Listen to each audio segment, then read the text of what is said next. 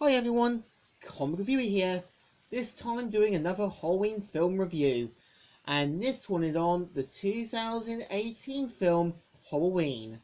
Now, as you know, the 2018 film Halloween was meant to kind of be a giant retcon from the other sequels, meaning that films like The Curse of Michael Myers, Return of Michael Myers, as well as Halloween Resurrection never happened.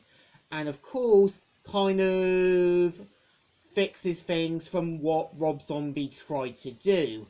And I know John Carpenter wasn't really pleased with the remake's portrayal of Michael Myers, despite it kind of building it up. So of course, we've seen how Blumhouse Productions and John Carpenter's involvement were able to fix Halloween. I know one of the writers for the film was Danny McBride, who voices Rick Mitchell in Mitchell's vs. Machines, Aliens, Covenant, and also the Heartbreak Kid did write this film. Now, the premise of the film is meant to take place on October 29th, 2018.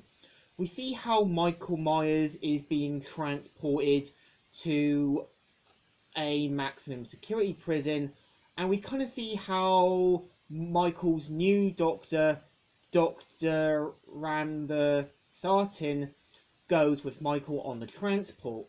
So, of course, we see how Michael escapes and tries to kind of complete his murder quest from 1978.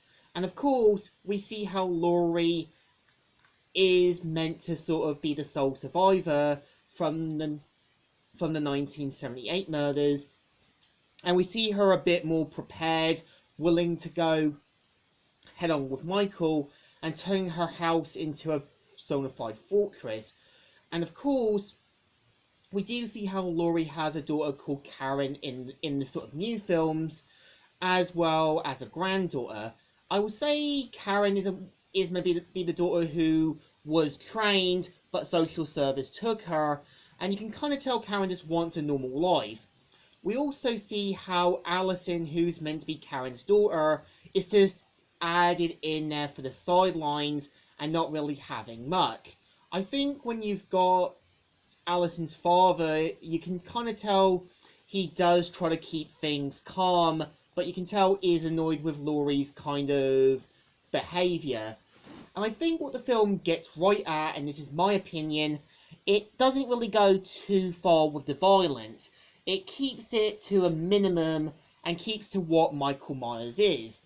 And I think when you kind of got two British documentarists and podcasters, when they get assaulted by Michael, you do kind of get a glimpse of Michael's face a bit, showing you that now Michael is now older, more dangerous, and more still having the same dark spark he once had. And I think what's interesting is there is a bit of a joke from the original films where they ask Allison if Michael was meant to be Laurie's sister, but she does say, nah, they tend to joke about that, which I think was a nice little Easter egg. And I think for the most part, I would say with the 2018 one, I think what makes Dr. Randa Sartin work is that he's meant to be a counterpart to Loomis, and it's heavily implied that he may have been involved with the bus crash than there was. Keep in mind of his more sort of seeing Michael be tested and kind of wanting to find that dark spark in him, which does work. And I think what else the film does get right at, it still keeps with the Halloween theme and actually still having the sort of jump fright thing, as well as having it at the start with the whole pumpkin scene where it's broken but repairs itself, showing you that it's all going to start again. The cycle of Michael Myers' murders will always continue. So I think to me the 2018 Halloween movie is definitely enjoyable. And I definitely think Danny McBride and Jeffrey Feder and David Gordon Green actually wrote a pretty decent film. showing you that Laurie is becoming a bit more cautious, prepared, and ready to deal with Michael.